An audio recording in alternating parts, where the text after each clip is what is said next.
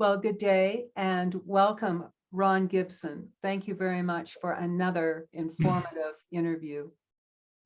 Well, you're more than welcome, Kathleen. Thank you for having me. It's always a joy to be on your program here and just share some tidbits of stuff that I deal with on a daily basis, so to speak. But we've been studying last week, and then we'll continue on today about the 12 presumptions of the court. And we're on number 6, but I want to review just so that the folks know. The presumption number 1 is the presumption of public record. And as we discussed 2 weeks ago, there is no public record in most instances. And number 2 is the presumption of a public service. And that means that they're supposed to be our servant. They work for us, but they don't work for us. The attorneys and judges work for the Bar Association. And presumption number 3 is the presumption of a public oath. And as we discussed 2 weeks ago, there's actually 2 oaths. There's a private and a secret. They're one and the same to the Bar Association, which is nothing more than a union, if I can put it in that context. And the other thing that I want to mention relative to that, there is a state in the union that license bar members. They call it the Oregon Bar, the New Mexico Bar, the California Bar. The state has nothing to do with that. It's a private organization that purports to do legal work on behalf and for the benefit of the state, but not a state in the union sanctifies the bar card. So Wow. really important. That's a big one to learn, because there is this illusion that they are licensed attorneys, right? That is correct. That's correct. And you'll notice that every attorney, not lawyers, but attorneys, will make the claim an attorney at law, not in law, but at law. And what that means, folks, is they're outside of the law. They function outside of the parameters of true law. And that's the danger in what we're dealing with. And just what you described to me before we went on the air here, Kathleen, is a prime example of that. Is the very fact that when you start dealing in statutes and codes and presumptions and policy, boy, we're off in the ditch so bad, makes you wonder whether we're ever going to get out of it. So, but anyway, number 4 is the presumption of immunity. Judges will claim, attorneys will claim, government personnel will claim that they are immune from any type of prosecution. That's only true if, in fact, they are functioning within the law. Okay? Statutes and codes are not law. And everyone that takes an oath has what I define and what is defined as a fiduciary duty. The fiduciary duty means that they are morally obligated, as one of the criteria, to do it honestly, openly, and without reservation or reserve, or without the intent to benefit themselves or the agency of which they work for. That's what a fiduciary responsibility is. And we don't have that anymore. They're all in it for the benefit of the state, not for your and I's benefit, and yet they want us to pay them. They demand that we pay them.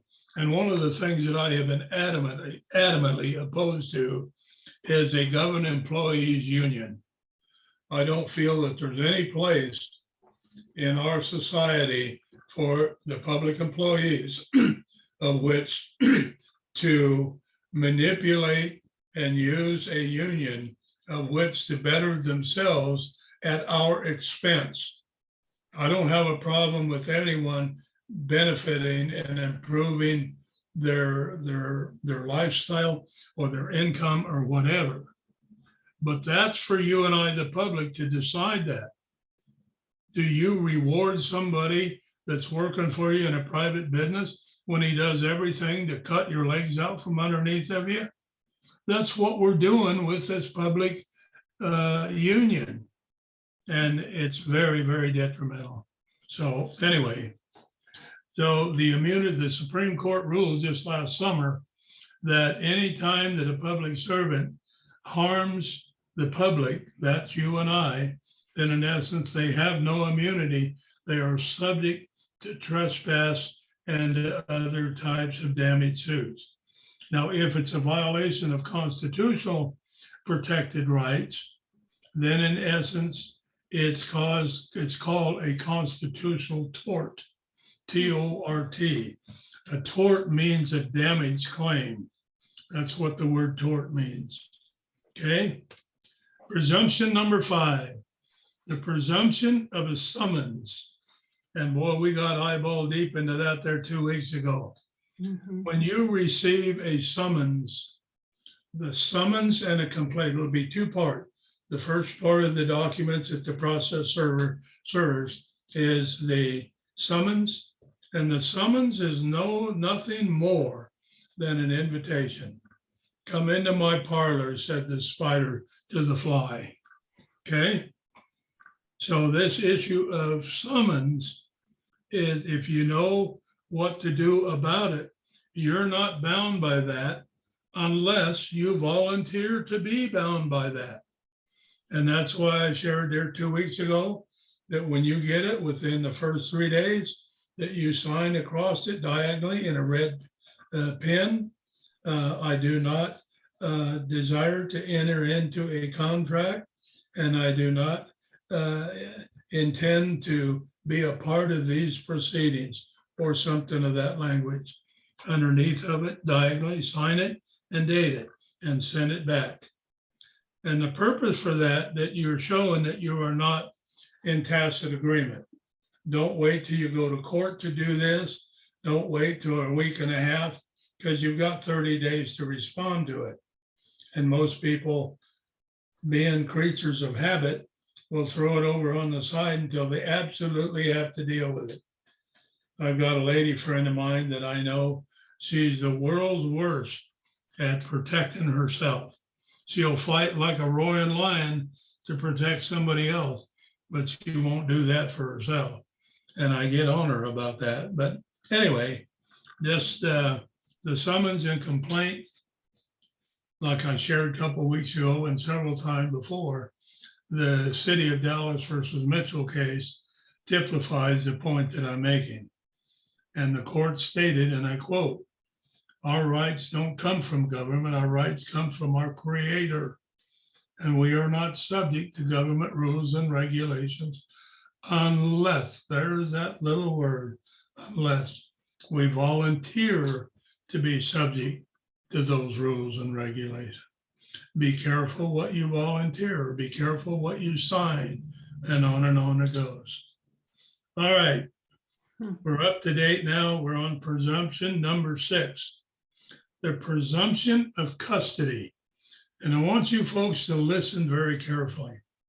It is by that custom of summons or warrant for an arrest, unrebutted stands, and therefore one who attends court is presumed, there we go, there's a presumption again, to be a thing and therefore liable to be detained in custody by a custodian. Did you catch that, folks? Let me read that again. The presumption. There's no fact in a presumption. There's no law in a presumption. You can bet most of the times $100 bill to a donut that a presumption is wrong. Okay?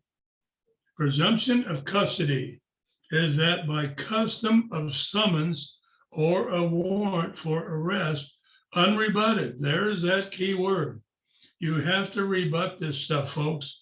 You have to write a note to them or a letter or the document itself and do what I shared with you about signing it diagonally and tell them you're not entering into their contract. There's nothing that binds you to that contract unless you bind you to that contract. Okay? It says unrebutted stands, and therefore one who attends a court is presumed to be a thing. Notice that word.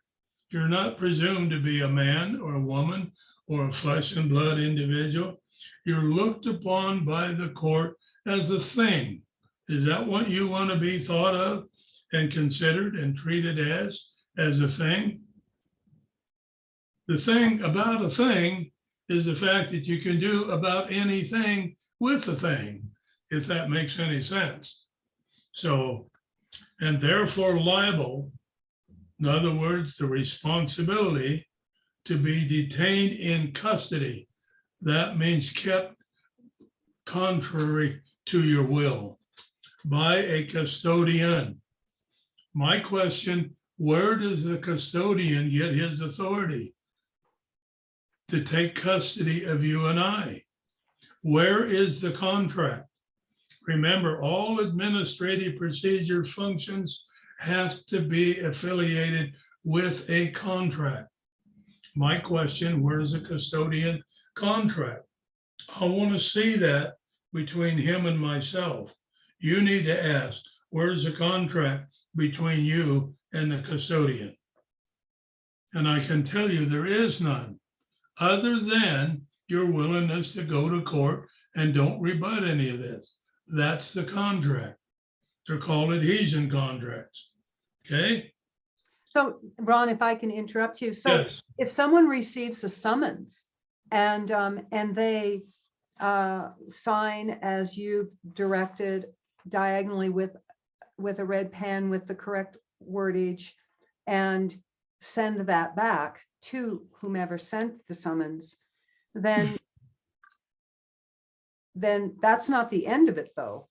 And so I mean, that goes back to number 5, but what you're saying is presumption of custody. So could it be assumed that someone could come out and then presume custody of you for following through on number 5 by refusing the summons? Could you actually be arrested and then presumption of custody be perpetrated against that person? I mean, are those logical connections that I'm making? They may very well do just what you described, but it's unlawful to do because you have put them on notice by your unwillingness to enter into a contract, and that you have put them on notice that you don't want to participate in these proceedings. That's your rebuttal, okay? Now, if they do what you have suggested there or described, and they come and arrest you, now you have grounds for a tort suit because they have arrested you unlawfully. And let me tell you something, folks, there have been monumental financial judgments made against false arrest. So if you think going to jail is the end of the world, I can tell you it is not, simply because now you have tremendous power. And I mean tremendous power. Every one of the court cases that I've researched, that the defendant in those cases that have been arrested has been given monumental financial compensation for a wrongful arrest. Wow. There has to be lawful reason of which your liberty has been trespassed. There are 2 types of trespass. There's an administrative trespass, such as a summons and complaint. Another trespass administratively has to do with an arrest warrant. And the other type of trespass has to do with a physical trespass. When they come and grab you by the arm and turn you around and put handcuffs on you, Now you have grounds for 2 trespasses. Those are causes, what we call in law, causes of action for your tort claim against whoever has wrongfully interfered and trespassed. See, people don't understand trespass, and I'll get into that and I'll do a class one of these days on trespass. Fascinating subject, because law enforcement have no immunity from trespass. Uh-huh. Okay? So even if they're on official business. And it used to be that we honored people's rights and their property, but that's being pushed aside, or has been pushed aside. And the only way, folks, you're going to get it back, you got to stand up and say, knock this crap off. I'm not putting up with it. And a lot of people are now doing that, and they're gaining. So because the opposition, and I even hate to call it an opposition, but unfortunately, that's what they made themselves. The opposition doesn't know what to do when you come at it with law, because all of their program is phony. All of their program is fraud. All of their program is based upon threats and intimidation and fear. I don't know if you've seen The Wizard of Oz, and spoke with a loud voice in the speaker, and he's pulling these levers and smoke going everywhere. And when, what was her name? The girl that played trying to think of her, the young girl. But anyway, she pulled the curtain back, and here's this phony behind there trying to pretend he's something that he's not. That's exactly what we have in the court system. Okay, let's go on. This includes the dead legal fiction non-human. Now, I have a real problem with this. Who said that I'm dead? What gives grounds and authority and jurisdiction when somebody alters my birth certificate and then sends it in capital letters rather than my mother's given, my father given Christian name, upper and lower crescent? I want to know where they got the authority of which to consider me to be a thing, number one, and for them to claim custody of me, and that I am a legal non-human person. See, what they've done is they've redefined legal terms. We use the word all the time, but we don't even realize what we're doing. Well, that person over there and those 3 persons sitting over here, I saw this person walking down the street, with a club in his hand or whatever. That person, the real person, is dead by the eyes of the court and the judicial system.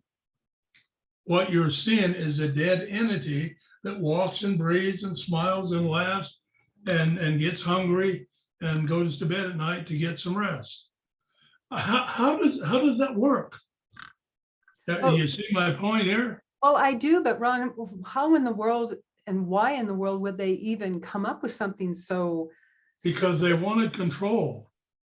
The answer to your question, a very profound question, they want control. These people are power hungry, they're power thirsty, they're indoctrinated with the concept of power, of one man wants to control another. That's why God made us sovereigns without subjects. Are you with me? Yes. You can control you a lot better than I can. I control me better than you can, and on it goes. We're always sovereigns, and they take offense to that because with sovereignty, you have rights, you have purpose, you're a flesh and blood breathing individual. In Genesis, in my Bible, it says God took dust from the earth and he created man and he breathed in his nostrils the breath of life and he became a living soul. And then he helped Adam stand up. Here's a man that walks and breathes and had the Spirit of God in him, and he had God's DNA, and as you and I do. every person on this earth that has ever been or ever will be has God's DNA. Because the Bible says we were created in the heart of God before the world began. So we're pretty special here. And now we've been degraded down to be a thing, a fiction, a non-human person. You notice the person is in capital letters. That means that they are telling you who you are. That's not identifying who you say you are. That's the difference. Okay. Wow. All right. That the corporate government rules and regulations were written for. Did you catch that? Let me read this. This includes a dead legal fiction, non-human person that the corporate government rules and regulations are written for. That's the whole purpose of statutes and codes, is to function in a realm of fraud of dead people. And then they claim that you and I are the representative for. That's why they summons you to court, but their summons, even the representative for the dead person, is one that's all in capital letter. How does one dead person represent another dead person? I want to see how that's done. Are you with me? I am with It's so stupid, it's laughable. It's stupid as it gets. Well, Ron, so let's say we aren't hip to responding to the summons and complaint, and we end up in court. So as long as we claim our jurisdiction at the time of the beginning of that court session, do we gain some standing as a living and breathing man or woman? You have to claim that, Kathleen. And that's what I said. If you remember 2 weeks ago, you asked me the question, what happens when we get into court and what we need to say? Yes. That's the reason. Your Honor, before any further proceedings, I have a statement to make to the court that the court needs to take judicial notice of. I am here to clarify and to correct the record. I am not the true party in interest of this summons and complaint. Because I'm a living being, human being, I am notifying the court of that fact, and therefore none of this documents can pertain to me. Because now I'm put it on judicial notice to the court that I am my Christian name upper and lower. And therefore I do not give this court jurisdiction over me or any of my property or any of my actions. That's how you handle it. So every single response in a court case, as long as you have that particular wording to to let them know that you are claiming jurisdiction as a living human man or woman, and that you are not a true party to this summons and complaint, then that holds the standing, and you have a jurisdiction in God's law, right? As a sovereign subject. Yes, it does. Without Now here, person. I'm just going to say that doesn't mean they're going to honor it, because you're dealing with dishonorable people. They are in dishonor all the way up and down the spectrum. So you say this, but you make it a matter of knowing. And the reason that I say that you need to present these things in a court, because what you want to be sure you do is you follow, if they don't dismiss you from the case or dismiss the case or the charges against you or the claim against you, whatever it may be, is the very fact now you sue them under a constitutional tort. Okay? Because the very fact that they're claiming that you have to come to a court is an arrest. It's like a highway patrolman out here on the highway. If he stops you just for a random search, if he stops you for a taillight that's out, those are unlawful stops because they are actually an arrest. And so as a result of that, the only lawful reason that patrolman sheriff, city, highway, whatever you want to call it, has authority if he witnesses you committing a crime. Okay? Other than that, he has no authority on the highway because we have a right of travel. That's a God-given right. And in Oregon, it's like the issue of driver's license. And I'm going to do a class on that one of these days too. Good. But in Oregon, we have a statute and codes called ORS 801.305. And when you go to that part of the statute, it says vehicular travel is a matter of right, not permission. A driver's license is a permission, not a right. So be careful of the terminology that you use when you're communicating to people, and especially if you get stopped. Let me see your driver's license. Your Honor, I don't have a driver's license. It's not required, and that's effective on all 50 states. There is a state that does not have that provision in there.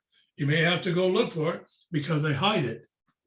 But the point being of it is that I don't have to have. I'm a right of travel, and your officer, do you see a U.S. Department of Transportation ID number on each side of my vehicle?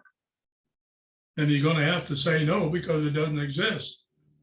And unless that number is on the side of and you have a commercial plate there that designates it as such, then in essence, you're not in commerce. Nobody's paying you to drive. When you're a driver, somebody's paying you for hauling or moving or whatever, school bus driver, cab driver, et cetera, et cetera. So the whole issue of this false arrest stuff and claiming that we are a person when in fact we're a flesh and blood individual is as phony as it gets, right on its face. Well, I look forward to a more in-depth presentation from you on that. So thank you. Let's go on. Custodians may only lawfully hold custody of property and things. Did you catch that? The custodian may only lawfully hold, in other words, detain or take into their private possession the custody of property and things. Are you property? Are you a thing? That's what they designed this for up here as a legal fiction, non-human person. What is the definition of that? You're a dead entity. You're a thing. Wow. It's so pathetic. It'd be laughable. It wasn't so pathetic. Well, it would be laughable if we didn't blindly walk around complying with all of this, but we have been taught to just comply with anyone in any authority position, even if what they're presenting makes no sense, right? That's exactly right, boy, and you nailed it right there. I mean, wouldn't you, Ron, excuse me a second, wouldn't you say, I mean, even this whole thing about masks, I mean, there's no law and they're just saying comply. So put a mask on your face, diminish the amount of oxygen you're breathing and breathe in all the toxins and walk around like a slave. I mean, there isn't even a law. It's the same. It's exactly right. That's a very good example. And that's what I'm trying to help people understand, Kathleen, is the fact that, and if people want to be honest, and not many of them are, but go and look in the mirror in the bathroom and ask yourself this question: am I a part of the solution or am I part of the problem? Am I facilitating and promoting all of this phoniness about a person, a nonfiction dead person, and all of this garbage? Or am I standing up to protect my rights? And I'm telling you, a lot of you are going to hang your head simply because if you're honest, and I found a lot of people, most people are not honest. And that's one thing about me I've been told over and over. I scare people because I'm too honest. And that's not my problem. if you hear what I'm saying. I The do. truth is the truth. Go The ahead. truth is always the truth, whether it rains or sun shines or storm or night or day, the truth is always the truth. And we better start standing up for it, because my Bible says you shall know the truth and the truth shall set you free. So it's our decision. Okay.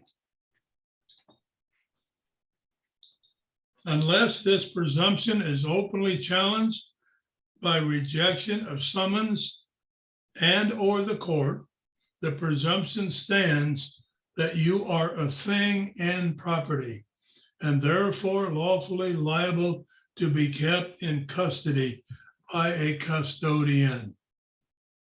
That means, folks, they can take your butt right to jail and you have no defense. And the reason that you don't have defense is because you did not speak up. You did not rebut it. They're telling you here through these pages and these 12 presumptions, rebut it, rebut it, rebut it, rebut it, rebut it, rebut it. Wow. Now you can stand there and shake and, oh my God, it's a court and the judge. I'm so fearful. You know, the Bible says, fear not 366 times. How many days of the year are there? 365 and a quarter. God said, fear not. I am with you always, even to the end of the age. You want to live a life of fear? That's the reason people wear these stupid masks. The reason they take the shot. My golly, we could get into a whole discussion on that issue. But anyway, let's go on. All right, do you want to be Powerful. kept? Now you can be kept, here's something I want to mention. You can be kept in custody and be sitting in your living room or driving your car. Are you with me here? Because you went and applied for your driver's license, you're paying the insurance on your car, you got all this regulations and one thing or another, they file a lien against you. I'm just using all different types of example. Those are also custody issues, folks. It didn't just mean you go to the courthouse and they lock you in a room somewhere. That's only one of many spokes of the wheel. We better wake up.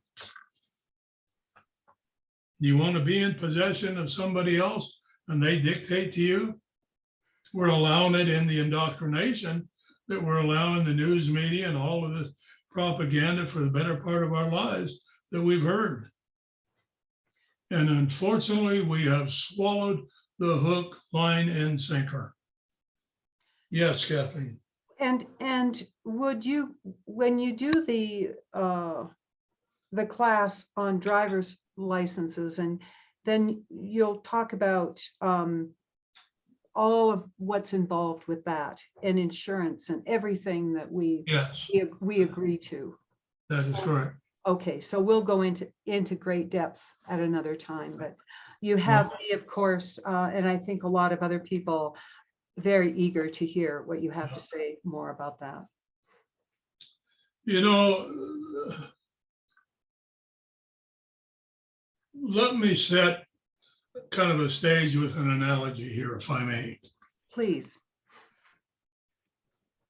I know of a tremendously valuable gift that you would love to have.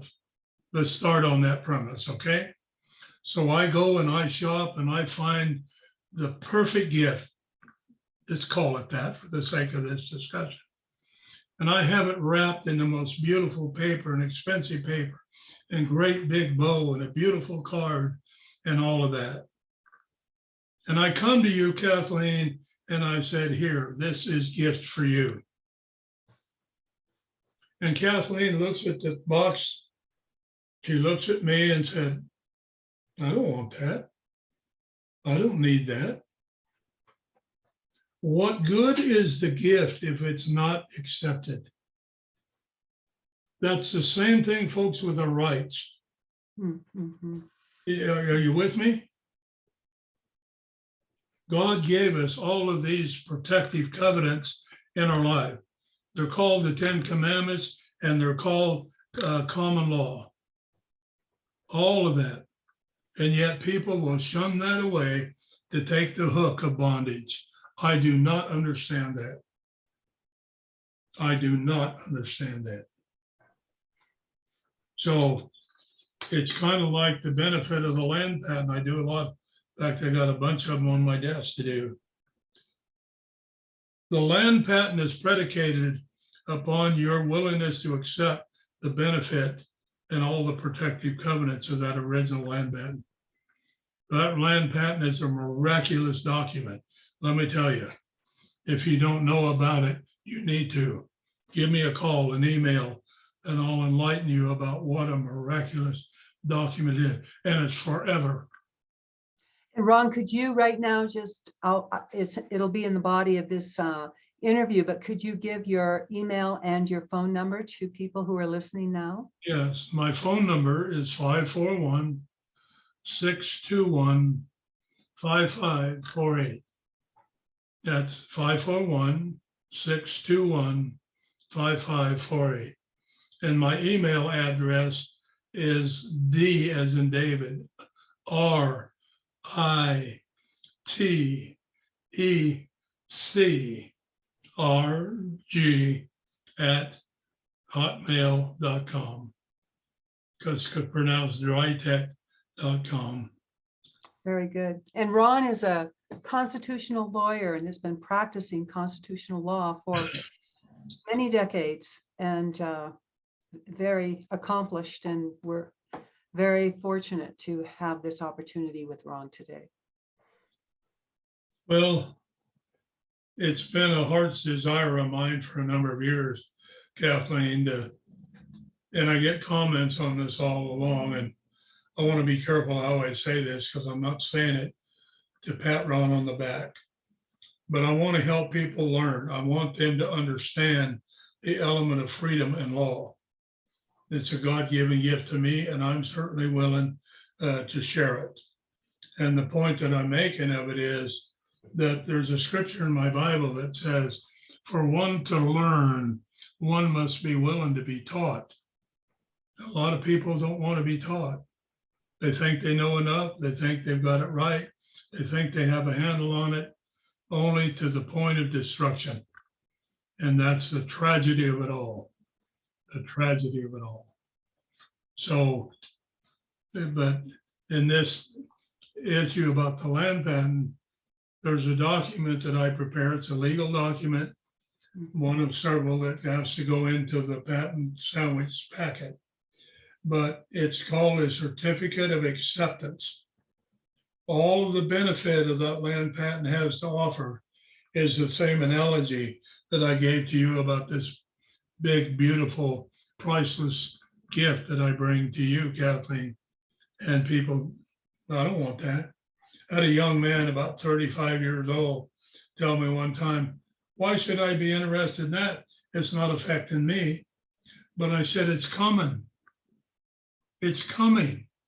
If you think you're immune from the taking of your land, boy, I'm telling you, I hope you wake up and smell the roses, because it's coming. It's already in process, folks. It's not something that if, it is here with us today. So I had a call yesterday that a person, their taxes was raised 40% from last year to this year. Wow. 40%. Had a lady about 2 months ago call me from, I think it was New Hampshire. 10 years ago, her taxes was 8,300 and some change. This year was 81,900 and whatever the number was. Wow. I said, say that again. She repeated it exactly as she told me the first time. They're going to break that person so that they have to lose their land.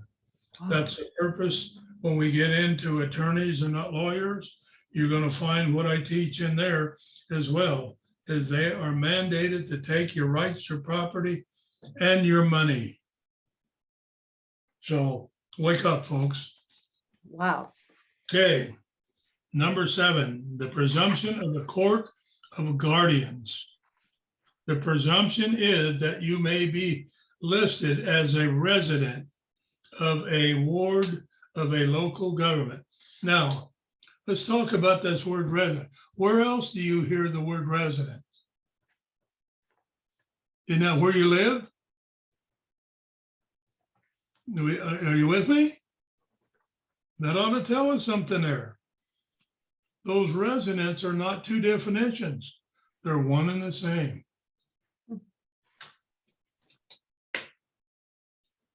When you're a resident of your home, you're in bondage. You don't own your home, folks. You don't own it. You're a tenant. You rent it. Okay, listed as a resident of the ward of local government area and have listed you on their passport, the letter P. You are a pauper. Therefore, under the guardian power of the government and its agents as a court of guardians, unless this presumption is openly challenged to demonstrate that you are both a general guardian. Turn my page here. And a general executor of the matter, parentheses trust, before this court. You're brought in as a trust agent for the dead person.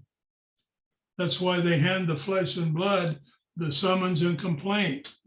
That's why they come to arrest the flesh and blood when in fact the dead person did or did not do something. Are you with me, folks?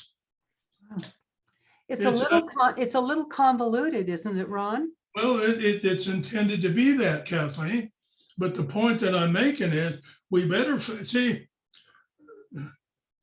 I emphasize every chance I can, words have meaning. Learn what the words, meaning of the words are, is what I'm trying to say here. Because if you don't, you're going to get trapped in this garbage. And that's the whole point. We are a trust agent. That's why they arrest you and not the dead man. Even though they're identifying you as the dead person because all your paperwork has capital letter. How does that come about? There's so many holes. This thing reminds me of a screen door in a submarine. Got holes in it everywhere. It doesn't hold water. Okay? Excuse me. Bless you. That you are a pauper and a lunatic and therefore must obey the rules that the clerk of guardians, the clerk or the magistrate court says. See, folks, not only you are a pauper, but you're considered a lunatic. What's a lunatic? One that's crazy in the head. Can't decipher right from wrong, daylight from dark. Does stupid stuff. Okay, presumption number 8. The presumption of the court of trustees. As you being a pauper, you being a person, you being a non-fiction or a fiction actually, and lunatic and all the other things described, there's a trustee over you. They watch over you. They make your decisions for you. Sound familiar? Unfortunately, it does. The presumption of the Court of Trustees is a member of the private bar guild. Here we go with this criminal communist entity. Presumes you accept the office of trustee as a public servant and the government employee just by attending a Roman court. That's what all these courts are across the nation. They're Roman courts, which means you have no rights, folks. Don't go in there and claim and demand your constitutional rights be protected. They will shove that right over in a wastebasket. You're in a Roman court. You have no rights. You do have them, but you don't know how to defend them. That's the tragedy of it all. Just by attending a Roman court, such as the court, are always for public trustees by the rules of the guild and the Roman court system. Unless this presumption is openly challenged to state you are merely visiting by invitation to clear the matter. You are not a government employee or a public trustee in this instance. The presumption stands and is assumed as one of the most significant reasons to claim jurisdiction simply because you appeared. Did you get that? Well, are you saying that if you do not refuse the summons and initially and the complaint, and you go and you don't claim your jurisdiction, and even if you do claim your jurisdiction as a living and breathing man or woman, they still don't have any reason or any need to honor your claims?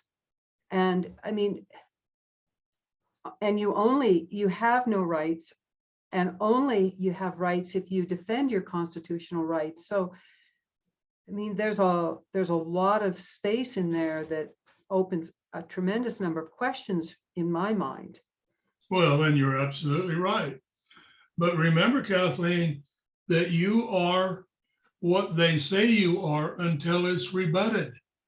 So as long as you rebut it, as long as you make the statements fully, openly in the court, then your rebuttal, but you must make that rebuttal at every opportunity that it comes up. That is correct. That is correct. Because you don't, you're under what's called in law tacit agreement. You agree in by your silence. Okay. Let me go back and read this whole thing very quickly, because in our discussions, maybe the light will come on to some of you. The presumption of the Court of Trustees is the matters, that matters of the public bar guild presume. Here we go again. This word presumption, presume. You accept the office of a trustee. Who is the trustee of the dead individual? You are, I am, or they claim that we are, and that we are public servants and government employees. Are you a government employee? If the presumption is there, where's my paycheck?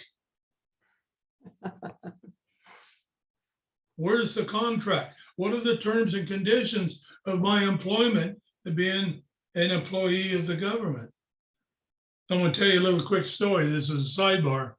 Right here in my state, over at the coast, had a guy got a citation for not having a driver's license. And the guy went to court, and when his time came up, he told the judge, he said, "Your Honor," he said, "I'm not a driver." And the judge said, "You most certainly are a driver." He said, "Who is behind the wheel?" He said, "Well, I was, but that doesn't make me a driver." "Well, was anyone else in the car with you?" The judge said. "No, just me." And he said, "Well, then you're a driver." And the guy asked him again, "So, Your Honor, excuse me, but you're saying that you're declaring from the court bench that I'm a driver. Is that correct?" He said, "That's correct." He said, "You're a driver." So anyway, this was court hearing was on Friday. Monday, he filed a suit against the state for back wages clear to the day that he got his driver's license. So that the local court ruled against him, and it went to the appellate court, and the appellate court won't touch it. It's sat there now for about 4 years. But see, he knew how to handle that thing. That's great. I love it. So they claim that you're an employee and that you're a driver. Drivers have to be paid because they're in commerce. So anyway, just thought you'd get a kick out of that. I did. Thank you. The presumption of the government acting in two roles. See, acting. What's an actor? That's someone that portrays something they're not. In two roles, as an executor and a beneficiary. That's a conflict of interest right on its face. How are you to be a beneficiary of something when they're the ones that's claiming they have control over you? Where's the trustee in this? Well, they're claiming that you and I are the trustee for all the assets and benefit and future financial capacity that goes back to the court. Boy, you talk about a conflict of interest there too. Unbelievable. And the private bar guild appoint the judge / magistrate in the capacity of the executor, while the prosecutor acts in the capacity of the beneficiary. How is it that the prosecutor gets the benefit of my time, effort, labor, money? I want to know how that is. But see, they presume this stuff.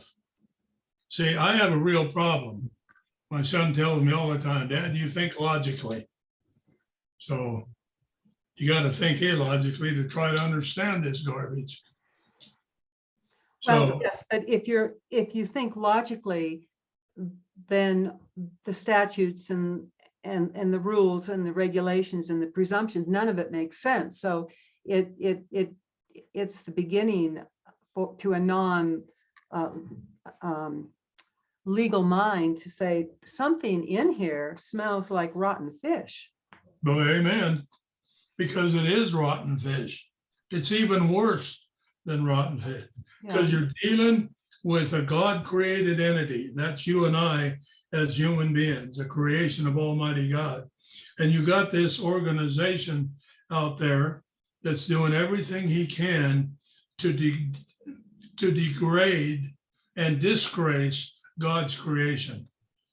Boy, I mean to tell you what, that makes the hair on the back of my neck stand up on the day of judgment, because God said, I watch you with my eye. And Ron, can you tell us again when this so-called legal system came into being historically? When did we fall under the control of these? That's a very good question, Kathleen, and I want you all to follow me.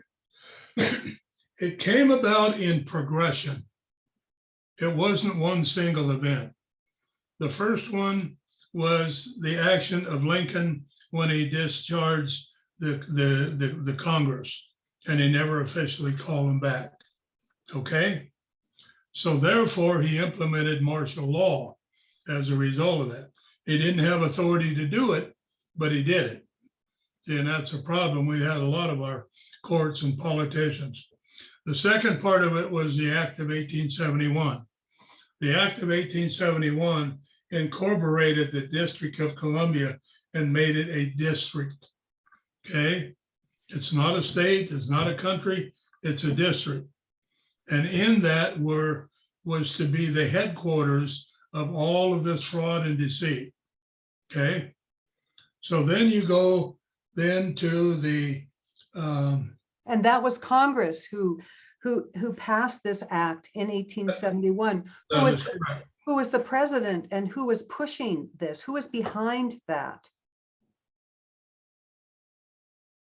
I don't recall who was the president in 1871. Me neither. I don't recall. I'll But look anyway, that up. But who was behind that? I mean, what kind of government did we have perpetrating something like that? but the president may not even been a party to that. That's true. Okay, it's the elite of the elitists who think they're elite up there trying to dominate the world. That's the same problem we have today. And then we have the bankruptcy that came. There was no reason for the United States to declare bankruptcy. So, and then you come to 1947, July 11th, 1947, with the implementation of the Administrative Procedures Act. That's officially between 1938 was the start of it, but it really accelerated in 1946 when the Administrative Procedures Act, that every state had to convert to a territorial corporation. They relinquished their state sovereignty. See, we don't have any sovereign states in the United States today because they all incorporated. Okay. That's why you, as a dead entity, don't have any rights. Your true identity was taken through fraud and deceit and thievery, and now you're considered a thing and a lunatic and a possession and employee of the government. So as a result of all of that, it creates a real problem.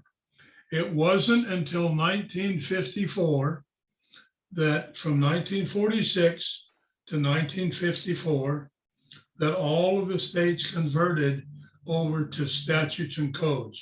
Oregon was the last state to step in on January 1, 1954. They were the last ones to become an administrative state. Therefore, from that point forward, the reference of authority was statutes and codes. Wow, we've been in that legal soup now for quite some time. That is correct. 68 years approximately. Yes.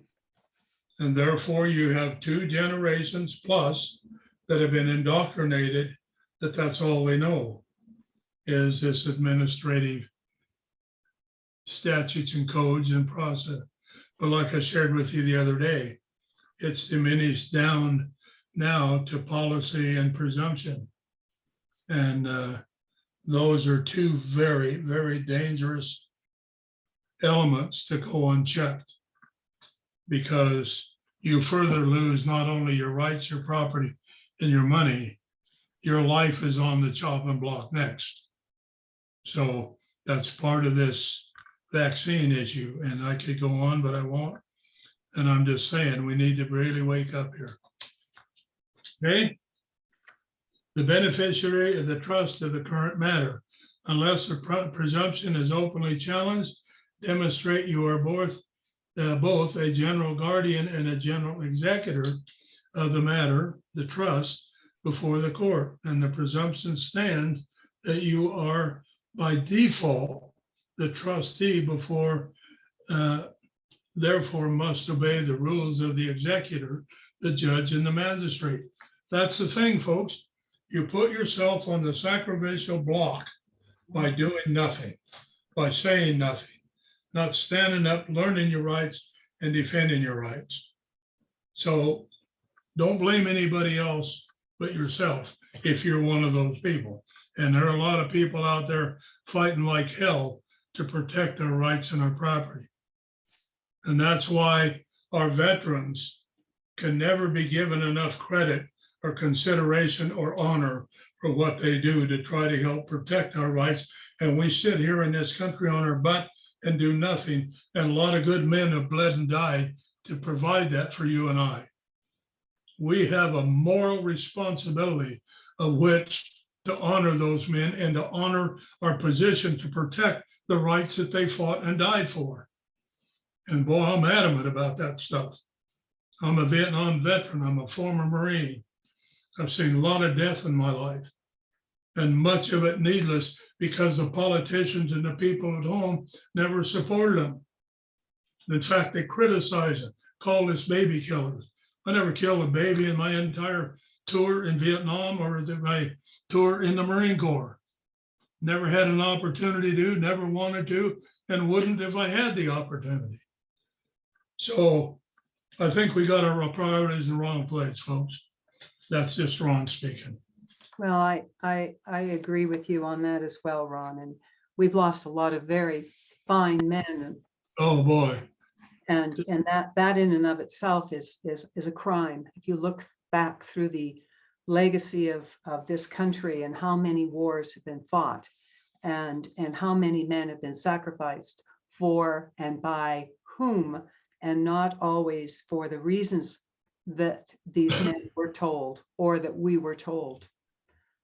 Exactly. Yeah.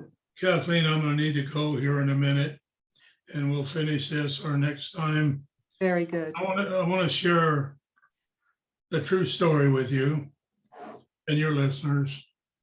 The last year in the Marine Corps, I had the great honor of being a body escort, that I took Vietnam casualties home to their family and assisted the family and did everything possible to ease the pain. And let me tell you, folks, there's a lot of pain, a lot of sorrow, a lot of sadness, and a tremendous loss. But I was at a home in Forest Grove, Oregon, and the family there by the name of Showerman, Art and Helen, and they were quite well-to-do. He owned a Safeco insurance agency, had a beautiful home and great big manicured yard, but they only had one son, and their son was killed on a reconnaissance patrol in North Vietnam, just across the DMZ. And I escorted the remains home and became very close with the family. In fact, they wanted to adopt me, and you have to be very careful of that stuff. There's a role, but there's a line that you cannot cross. But I had to sleep in his bed, and I had to drive his car. I had to shoot his rifle, and I saw what was coming. But anyway, to bypass all of that, we go to the funeral, the military funeral, and I presented the flag to Art and Helen. And then we went back to their home, and the people had brought this horrendous array of food and stuff. And the pastor who officiated the service and myself and Art and Helen went over to the far corner of the lawn in the backyard. And we're all hugging each other, had our arms around our shoulders. And Mrs. Showerman kept saying, "Pastor, why? Why did God take my only son? I don't understand why." And she said that repeatedly 8 or 10 times, maybe more. And finally, Pastor spoke up and he said, "Helen," he said, "I don't know why God took your only son. But," he said, "there are two things that I do know. God sent his only son to die so that others might be free, as your son died that others might be free." And he said, "The second thing I know